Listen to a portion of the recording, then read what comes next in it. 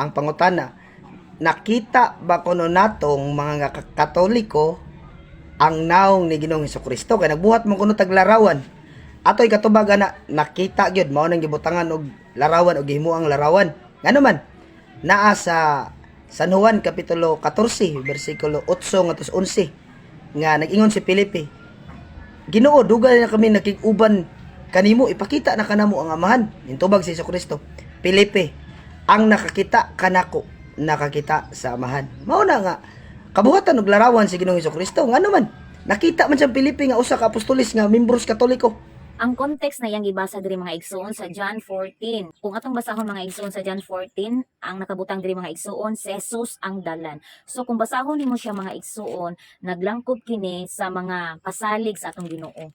Labi na diri sa 6 na nag-ingon ang Ginoo na ako ang dalan, ang kamaturan ug ang kinabuhi. Gisulti diri sa Ginoo kung kinsa siya. Gisulti niya diri sa whole chapter sa 14. So ang gisulti niya katong giingon ni Felipe sa 8 na Ginoo, ipakita kanamo ang amahan ug igo na kana kanamo. Si Jesus mitubag, dugay na akong nakig-uban kaninyong tanan unya wala ka pagihapon makaila kanako Felipe. Ang nakakita kanako nakakita usab sa amahan. Busa ngano nag-ingon ka man na ipakita kanamo ang amahan, wala ka ba motuo Felipe nga ako anaa sa amahan ug ang amahan ania kanako.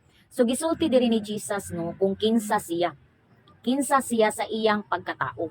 Wala ni siya naghisgot sa dagway mga igsuon.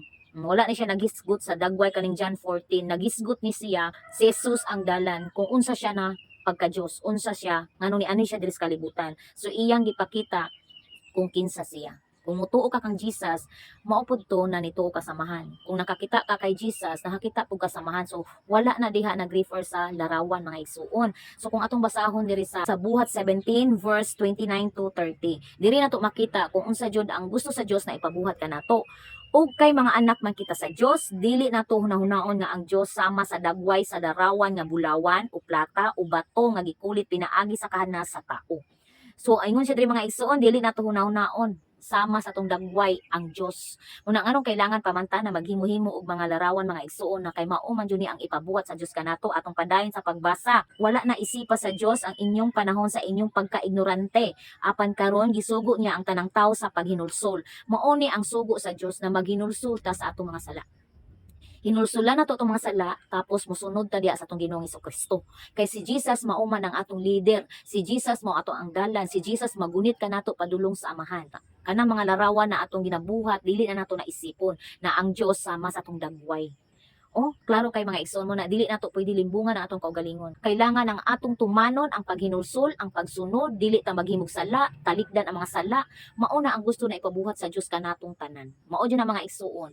Muna mga igsoon no, wala pa jud nakakita sa dagway sa Dios. Wala pa jud makakita ra ka mga igsoon kung ikaw mutuo kang Jesus, musunod kang Jesus, maghinulsol and musunod jud sa iyang kabubuton. Mao na ang tinuod na nakakita sa Dios. God bless mga igsoon.